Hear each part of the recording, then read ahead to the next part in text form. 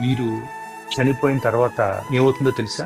మీ అంత్యక్రియల కండి కొన్ని గంటల తర్వాతే ఏడుపులు ఆగిపోతాయండి. వాళ్ళంతా మీ గురించి మాట్లాడడం మానేసి భోజనాలు ఎలా ఏర్పాటు చేసుకోవాలో దాని గురించి చర్చించుకుంటారండి. పిల్లల్లో మళ్ళీ ఆడుకోవడం ప్రారంభిస్తారండి. పండగలు, సినిమాలు, క్రికెట్ మ్యాచ్లు అన్నీ ఎప్పటిలాగే వచ్చి వెళ్ళిపోతూ ఉంటాయండి. పువ్వులు మళ్ళీ వికసిస్తాయండి. కాలాలు మారుతూ ఉంటాయండి. ఒక సంవత్సరం తర్వాత ఎవరో ఒకరు మీరు లేని ఆనవాల్ని ఒక ఫోటోలో చూసి క్షణకాలం ఆగిపోతారండి. ఆఖరికి మీ పేరు ఎవరో పలకని రోజు కూడా వస్తుందండి. మీరు ఎంతమంది కోసం మీ జీవితం త్యాగం చేశారో, ఎన్ని రాత్రులు కష్టపడ్డారో, ఎన్ని రాత్రులు బాధపడ్డారో అదంతా కూడా వారికి తాత్కాలికమైనది. ఇప్పుడు నేను మీకు వేస్తున్న ప్రశ్న ఏంటంటే, ప్రపంచం మిమ్మల్ని మర్చిపోవడానికి వేచి ఉంది. మీరు ఎవరి కోసం పరిగెడుతున్నారు?